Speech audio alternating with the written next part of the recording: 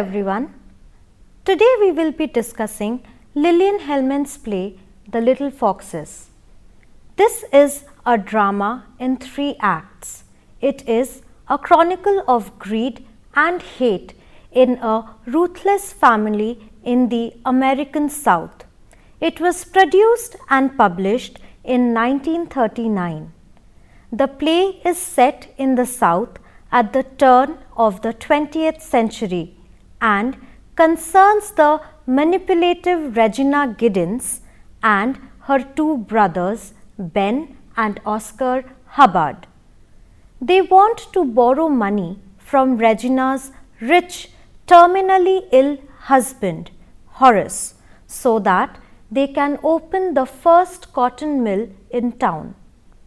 When Horace discovers that they have arranged the theft of $75,000 in bonds, instead of prosecuting his brothers-in-law, he informs Regina that he will draw up a new will, leaving her with only $75,000. The threatened disinheritance causes Regina to reveal all the loathing and disgust she feels for Horace. When he suffers an attack, Regina withholds his medication and cold-bloodedly watches him die. Lillian Florence Lily Hellman, June 20, 1905 to June 30, 1984, was an American dramatist and screenwriter, famously blacklisted by the House Committee on Un-American Activities (HUAC) at the height of the anti-communist campaigns of 1947 to 52. Hellman received praises for sacrificing her career by refusing to answer questions by HUAC, but her denial that she had ever belonged to the Communist Party was easily disproved, and her veracity was doubted by many, including war correspondent Martha Gellhorn and literary critic Mary McCarthy. She adapted her semi-autobiographical play, The Little Foxes, into a screenplay, which received an Academy Award nomination in 1942. Hellman was also romantically involved with fellow left-wing writer Dashiell Hammett for 30 years until the time of his death. A few of her famous works include The Children's Hour 1934, The North Star 1943 and The Autumn Garden 1951. Her memoirs include An Unfinished Woman 1969 and Pentimento, a book of portraits 1973. Hellman died on June 30, 1984 at the age of 79 from a heart attack at her home on Martha's Vineyard.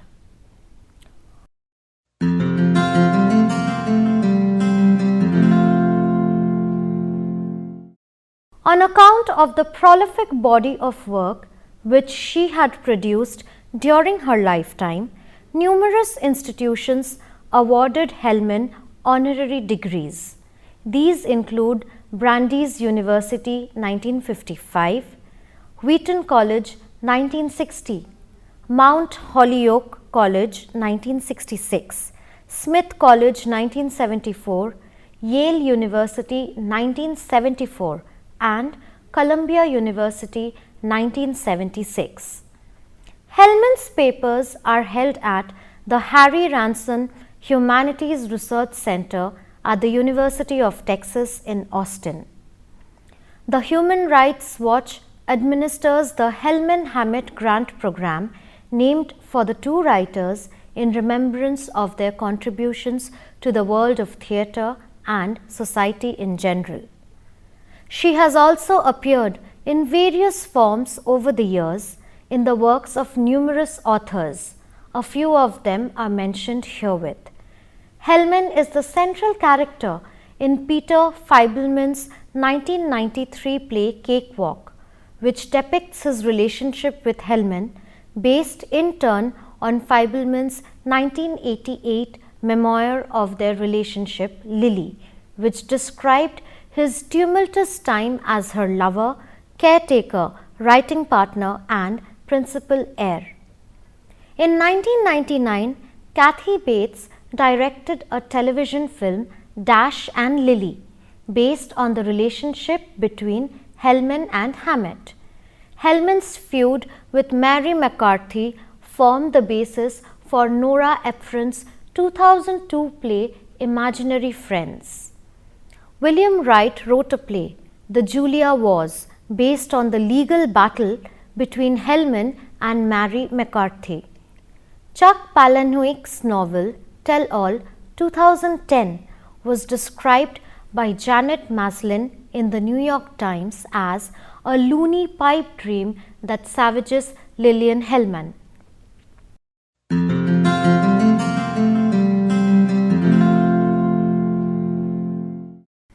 The Little Foxes is a 1939 play by Lillian Hellman. Its title comes from chapter 2, verse 15 in the Song of Solomon in the King James Version of the Bible, which reads, "Take us, the foxes, the little foxes, that spoil the vines, for our vines have tender grapes."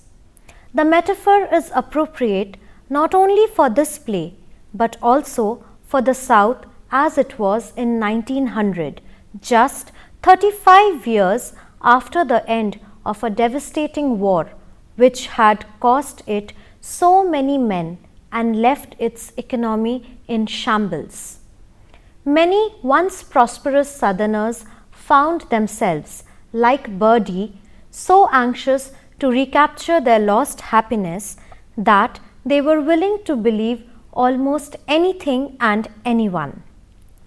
Whether it was an offer of marriage or an offer of northern capital, any promise of help was likely to be accepted by people who, in many cases, were almost destitute. The tender grapes thus represent the new growth of a society which is struggling to become productive once again. The little foxes are the Hubbards who are willing to destroy anything and anyone, including the society itself, in order to make a profit. It is ironic that just when a society is most vulnerable, predators have their greatest opportunities. There are social as well as economic dimensions to the play. For example, traditionally Southern landowners considered merchants such as the Hubbards to be considerably below them in the social hierarchy. Therefore, there is more to Oscar's mistreatment of Birdie than the fact that by nature he is a bully and by nature she is gentle. Whenever Oscar diminishes her, he is trying to prove to himself that he is now better than the people who had looked down on him. What he does not see is that no matter how brutal he is to Birdie, her gentleness comes through, ultimately making him akin to the very people who had earlier looked down upon him.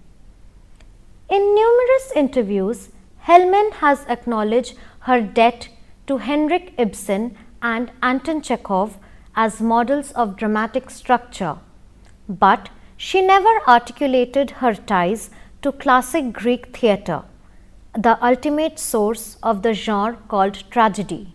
Yet, the two plays of her planned but uncompleted trilogy, The Little Foxes and its prequel, Another Part of the Forest, show considerable resemblance to classic Greek tragedy, especially to Aeschylus's tragedy, the Oresteia. At the same time, Hellman's plays truly represent their time period, the modernist era, in their cynicism and their lack of a true heroic figure. On top of that, the quietly disturbing condemnation of passivity in the face of social ills moved the play beyond the realm of pure tragedy to a unique dramatic genre that combines the best of classic tragedy with the best of the morality play. As in Greek staging, what Aristotle termed the three unities of time, space, and action are respected in The Little Foxes.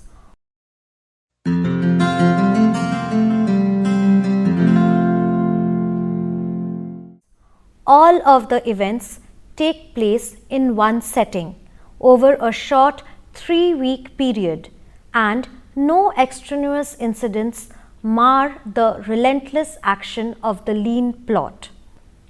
Hellman's trilogy contains a father's betrayal of his children, interference in betrothals, deceit, and murder, all themes common to Greek mythology and drama.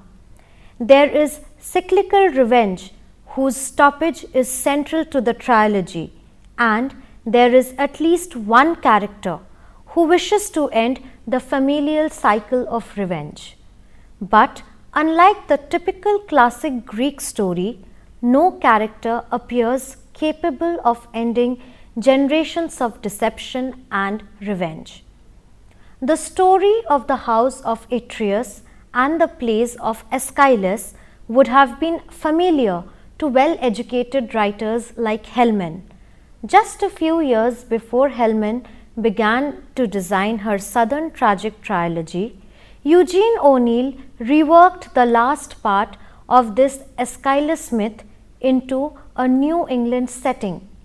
O'Neill's Morning Becomes Electra 1931 is also a dramatic trilogy, and it contains a virtuous character named Lavinia, who, like the Lavinia in Hellman's Another Part of the Forest, helps a family avenger.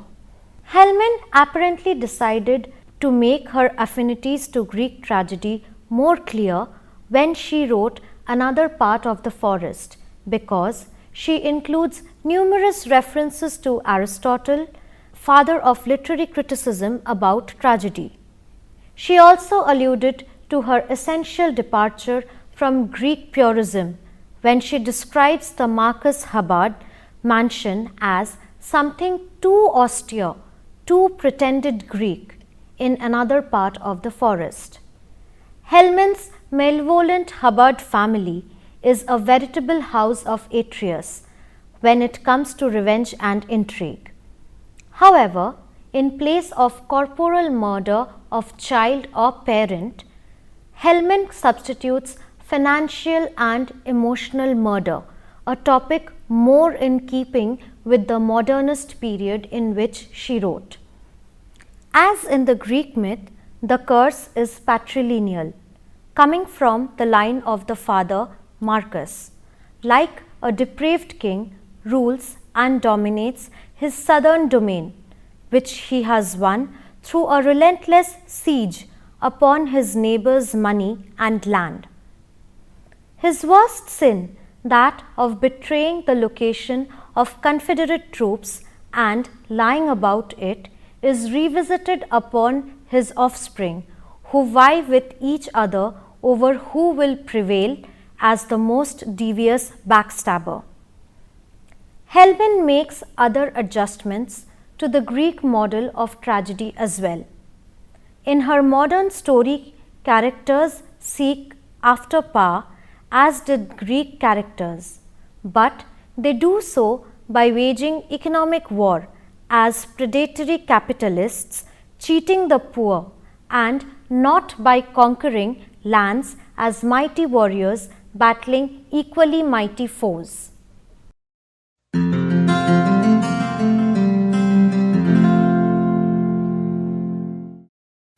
In 1900, in a small Alabama town, 3 siblings are attempting to negotiate a lucrative deal that will bring northern manufacturing to the area so that the cotton crop will not have to be sent away for processing.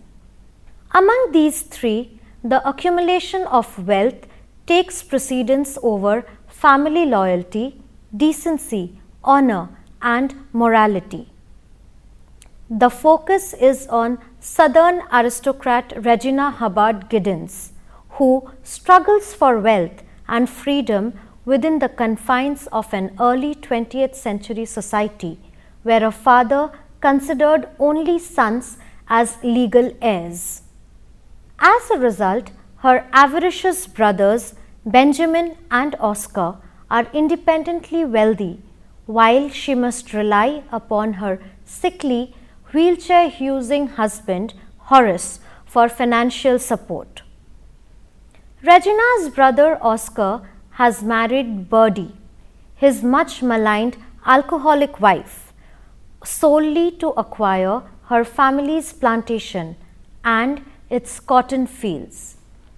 Oscar now wants to join forces with his brother Benjamin to construct a cotton mill. They approach their sister with their need for an additional $75,000 to invest in the project. Oscar initially proposes marriage between his son Leo and Regina's daughter Alexandra, first cousins, as a means of getting Horace's money. But Horace and Alexandra are repulsed by the suggestion. When Regina asks Horace outright for the money, he refuses, so Leo, a bank teller, is pressured into stealing his uncle Horace's railroad bonds from the bank's safety deposit box. Horace, after discovering this, tells Regina he is going to change his will in favor of their daughter and also will claim he gave Leo the bonds as a loan, thereby cutting Regina out of the deal completely. When he suffers a heart attack during this chat, she makes no effort to help him. He dies within hours without anyone knowing his plan and before changing his will. This leaves Regina free to blackmail her brothers by threatening to report Leo's theft, and she acquires 75% ownership in the cotton mill. The price Regina ultimately pays for her evil deeds is the loss of her daughter Alexandra's love and respect. Regina's actions cause Alexandra to finally understand the importance of not idly watching people do evil. She tells Regina that she will not watch her to be one who eats the earth and abandons her mother. Having let her husband die, alienated by her brothers and driven away by her only child, Regina is left wealthy but completely alone.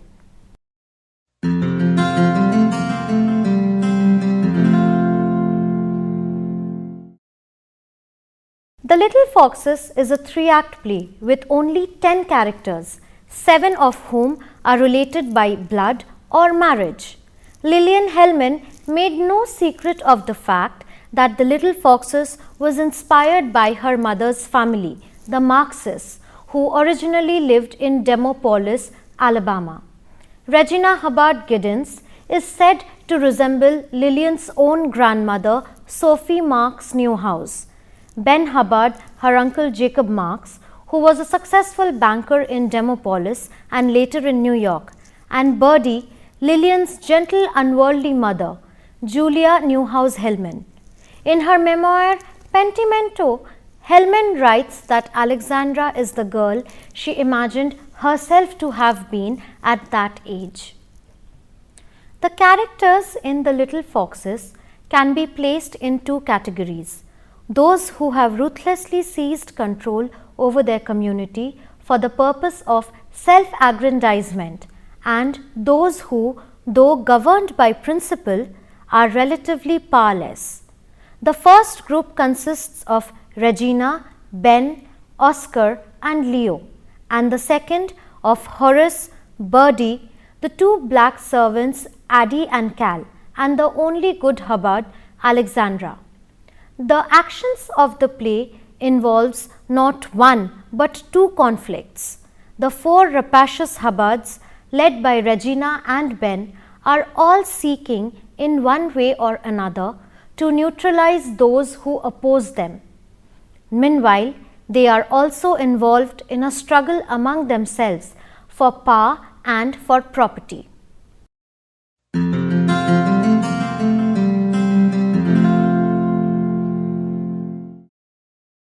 The Little Foxes is a tale of a greedy, grasping family trying to create an empire by lying to each other, by using ruthless tactics, by violating the all-important concepts of Southern family, love and support, and by striking at each other like pit vipers.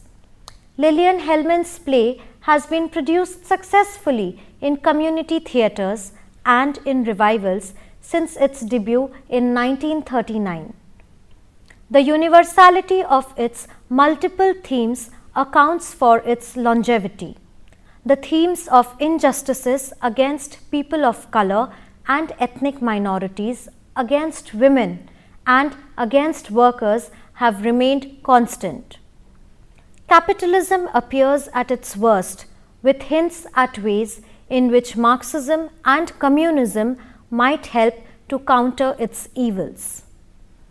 Hellman also deals with opposites and conflicts, family contention and rivalry, marriage for money or status rather than for love, manipulation as a way of life for getting what one wants, the old South of genteel aristocracy and the changes brought by the North, agrarian culture and industrialism, the freed slaves who have not gained true freedom or any serious respect, false fronts of family harmony covering thieving, conniving, unscrupulous behavior, and disregarding morality for personal gain.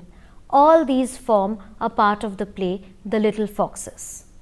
The play's characters, though often despicable, are real, behaving as one would expect. They are richly drawn, if not multidimensional. Hellman can elicit some sympathy for the unsavory characters, considering the circumstances of their backgrounds. Greed drives the Hubbards, Regina, Ben, Oscar and Leo, to seek more and more wealth beyond the very comfortable financial stability they have already secured from their dry goods business. Each of them sacrifices integrity to achieve it. The allure of wealth is a primary force that offers something slightly different to each of them. The expected millions will catapult Regina beyond the domain of the small town in the deep South into the glittering international social life of Chicago and Paris.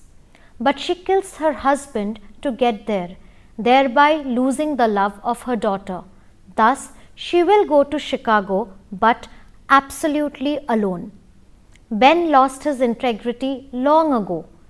Regina reminds him, "You couldn't find 12 men in this state you haven't cheated and who hate you for it."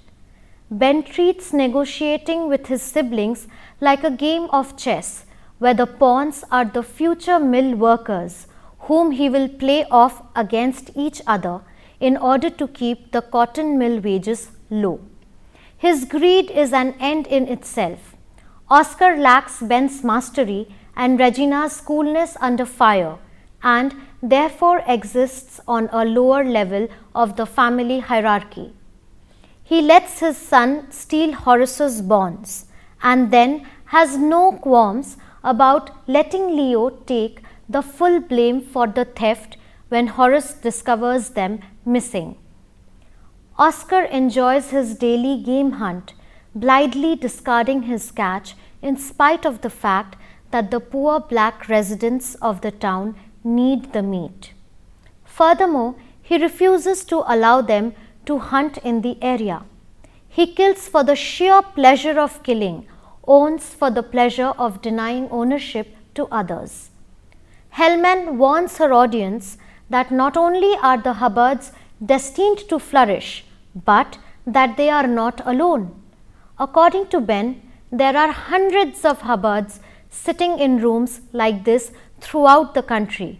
All their names aren't Hubbard, but they are all Hubbards, and they will own this country someday. Greed underlies the mentality of unscrupulous industrialists who infiltrate the New South and nourish a form of predatory capitalism that Hellman considered a threat to American ethics. Apathy and passivity. Hellman herself was an activist who constantly signed petitions and joined committees bent on political change.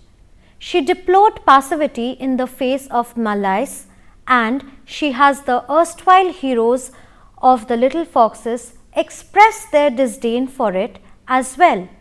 Addie, who serves a moral compass in the midst of the evil machinations of the Hubbards, expresses more concern about the passivity that allows them to continue than about what they actually do.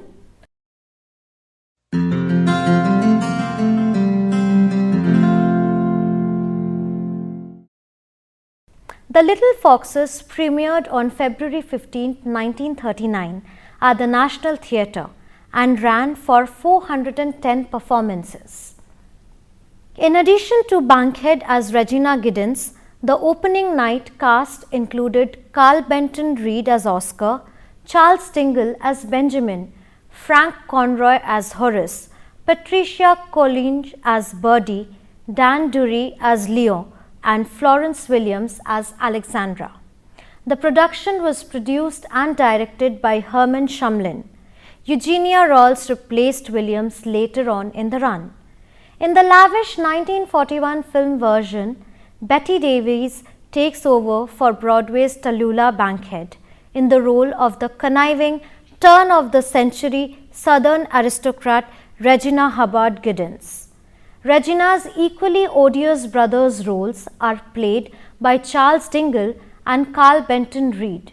Regina is finally still able to strong-arm her brothers into giving her a piece of the mill, but the price for her evil machinations is the loss of her daughter's love and respect.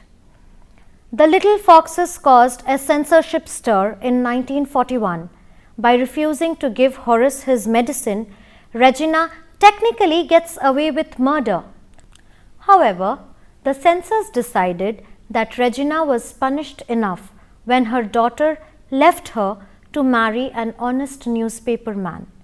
Given the usual Tiffany treatment by producer Sam Goldwyn, The Little Foxes was a runaway success. With this, we come to the conclusion of today's lesson, The Little Foxes by Lillian Hellman.